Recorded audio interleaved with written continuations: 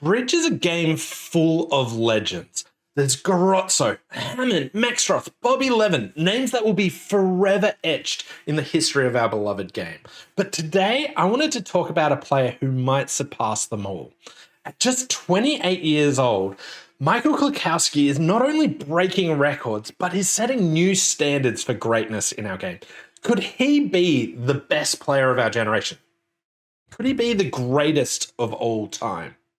If you don't know, Michal Klukowski is making history. He became the youngest ever World Open champion. He won a Bermuda Bowl at just 19 years old. He smashed the previous record held by Bobby Levin, who won it at 23 years old. And Bobby held that record for 34 years.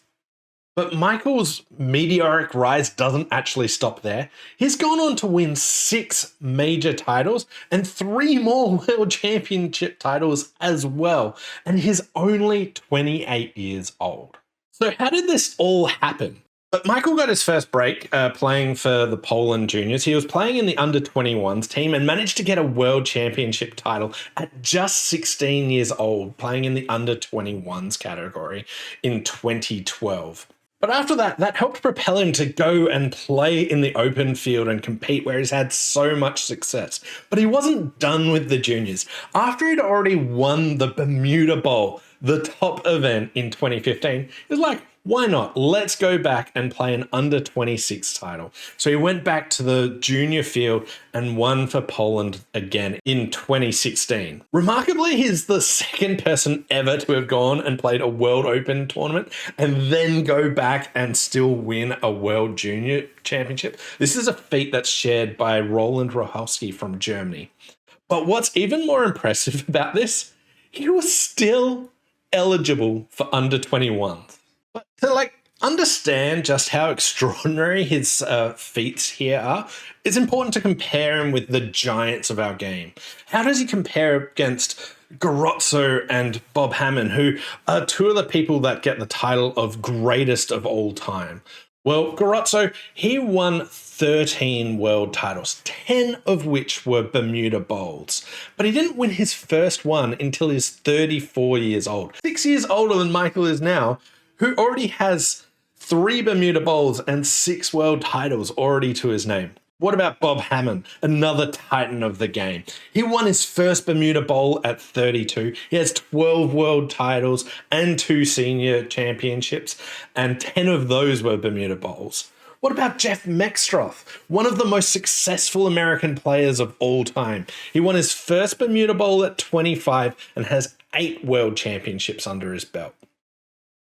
Michal, by comparison, won his first world title at 19. At just 28, he has 6 major world championships, 3 Bermuda Bowls, and is on track to surpass even the legends of the game. However, Michal's career hasn't been without some controversy. His first appearance in the Bermuda Bowl in 2015 came under some unique and somewhat controversial circumstances. Several countries had actually withdrawn from that event after the 2015 cheating scandal had happened. Players from Israel, Monaco, and Germany were accused of cheating, and those teams all withdrew from them. Poland also had a team that was accused of foul play, and that was sort of just unfolding just before the event. The WBF withdrew the ability for that pair to actually play, and Poland had to decide, do they play or do they actually withdraw from the event? And ultimately they decided to play, but also they decided to append Michal to the team. They brought in another pair. He wasn't even going to be on the team initially. Now, Poland deciding to play had some mixed reactions from across the bridge world. For instance, Roy Welland, who was a player on the Germany team who had one of their teammates who admitted to cheating, they decided to withdraw. And the reason for this is to get to the Bermuda Bowl, you actually have to play a European trial and win that and then be in the top European teams to then proceed on. And the point is, if the other pair wasn't there, would they have actually gone on? So here's what Roy Welland said. The WBF revoked the invitation to Bilicki's Mazurski, but did not disqualify the entire Polish team. It was upsetting to many that Poland was allowed to remain in the event, but it was not hard to understand the WBF's action due to concerns that disqualifying the entire Polish team might be perceived as a guilty verdict. Poland's decision to play was both offensive and disgraceful. We all want to play in the Bermuda Bowl, but first you need to earn your place, and you could not be certain that they had, nor can they claim that they did not have access to the evidence. It was easy for anyone to get a copy, and that would have even been easier for the president of the Polish Bridge Union or the players. For them to ignore the information from a credible source that their qualification might have been earned dishonestly is reprehensible, and it spits in the face of our current efforts to clean up the game we love. Well, we had Kit Woolsey say, I would agree with everything Roy says if the evidence were compelling. The question is whether or not it was compelling. Well, we've got Phil Markey saying, I think if really compelling evidence that has not been made public was provided before the decision was made, then the Polish authorities made a shocking decision to play. Which idiot would disagree with that? If the evidence was well short of compelling, then the Polish authorities, just like the WBF in withdrawing the invitation to BZ, had a difficult decision to make, a decision that would ultimately be unfair to someone. A fortunate certainty and a relevant fact when the decision was made is that Poland would very likely have qualified without BZ, and the three Polish pairs who won played great in the battle involving Bridge and deserved to win that battle. At the time, I realized I wasn't actually totally sure how the Bilicki's Mazurski cheating accusations actually unfolded. I remember that sort of pivotal moment, but I never actually found out conclusive evidence. The other three pairs that got named all got banned for 5 years. But I looked up and what actually happened to Bilicki's Mazurski. So in September 2015, the WBF withdrew their invitation. 2016, the EBL referred the case to the Disciplinary Commission. And in 2017, the EBL Disciplinary Commission said in its decision, the evidence does not sustain a conviction of Bilicki's Mazurski for the illicit exchange of information. But after a new video got added in 2017, they opened up a new investigation into Bilicki's Mazurski. On March 20th, the Polish Bridge Union officially announced the temporary suspension of Bilicki's Mazurski. And then ultimately in 2017, the disciplinary committee found that after analysing the collected material to acknowledge the undisputed fact of illegal transmission of information during the play by the pair, but also to refrain from punishing the accused due to the expiry of the limitation of the offences referred. So I don't know if they were banned. There was a temporary suspension. I don't know any more than that. But as you can see, it took them a long time to work out what was actually going on. So should they have been able to play or not? That was like a lot to unpack there, but pretty interesting. But like ultimately a really difficult decision to work out, do you withdraw the whole team or not, as this was really unfolding in awkward times. Michal Klukowski also won an event that made headlines in 2021. His team won the European qualifier, even though they forfeited a round. Every team in the qualifier forfeited a round. Every team refused to play against Italy, who was fielding a player who had previously been banned from cheating. And this situation reignited a long-standing debate, which is, if someone's convicted of cheating and does the time, are they welcome back? Or more than that, are they allowed to represent their country after serving the ban? And unanimously, none of the teams would play against Italy here. You might be welcome back. You can't ever play with your old partner again. But should you be able to represent your country? Everyone said no. But I'd love to know what you think on this. If you've done your time, should you be allowed back? Or also, one of the pairs owned up to cheating. Israel and Italy never confirmed they were cheating. They denied it all the way, even though they were convicted of it. The German pairs admitted to cheating. Are you welcome back if you admit to your wrongdoings and then do your time? Does that change it? I'd love to know what you think on this. But back to Michal Klukowski. At just 28 years old, he continues to dominate the bridge world. His latest triumphs include the 2022 Mixed Pairs Championship, which he won with his wife Justina Zmuda, and another Bermuda Bowl win in 2023, with no signs of slowing down. So the future is bright for this young phenom. Could he be the greatest of all time? Only time will tell. But I want to show you one of the defining moments from Michal's career. So I want to jump into a pivotal hand that happened in the 2014 World Championship in Sanya.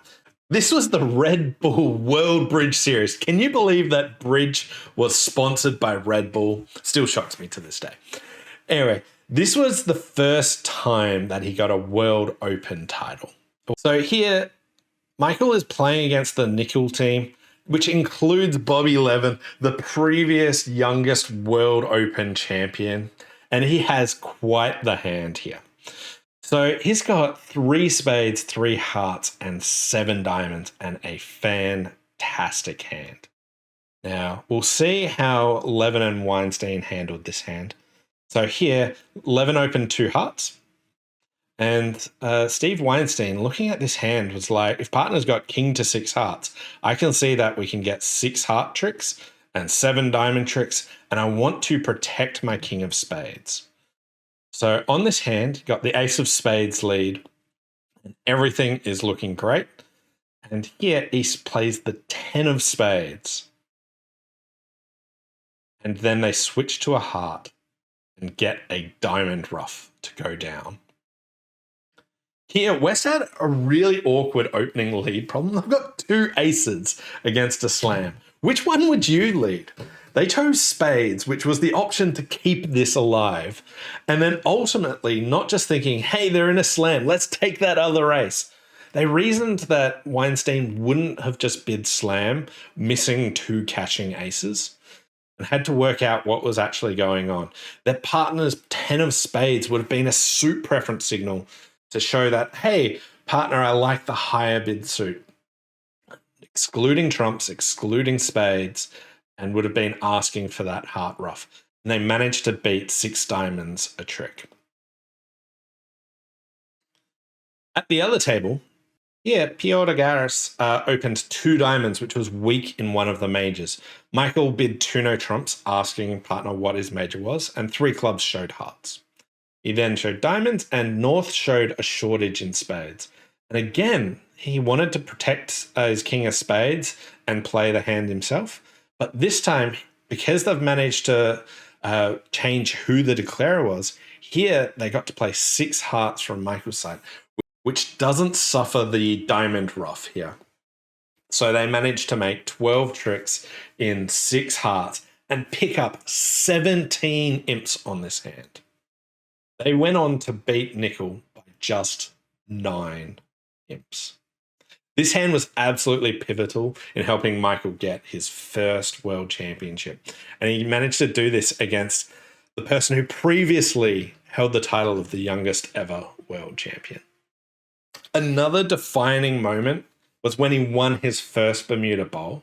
Going into that with 2 rounds to go, Poland had a massive 46 imp lead, but then went on to lose 64 in just 1 set. After that, the team sent them back in. So he had to hold his nerves back into the fray and recapture that lead and hold his nerves to get his first Bermuda Bowl win. Michal has already accomplished more by the age of 28 than most players do in a lifetime. Whether he'll surpass Garozzo, Hammond, or Maxtroth is just yet to be seen. But one thing is certain, Michal is redefining what it means to succeed at bridge in this modern era. And the question is, well, how much more can he achieve? But there is one thing that he struggles with. He got asked in a question, which is, what skill would you like to learn and why? He said, very practical. I just want to be able to open a beer with a coin, a lighter, a key, whatever, without an opener. It's just too difficult for me. And I was thinking, what is more common than a lighter or a coin or a key is a hand record. So why not open a beer with a hand record? I have one thing over Michal Klukowski. That was in 2021, but the challenge has been set, Michael. Can you open a beer with a hand record? Anyway, thanks for watching. If you enjoyed this deep dive into the career of Michal Klukowski, make sure to like and subscribe. And I'd love to know your thoughts. Do you think that he could be the greatest of all time of bridge? Cheers.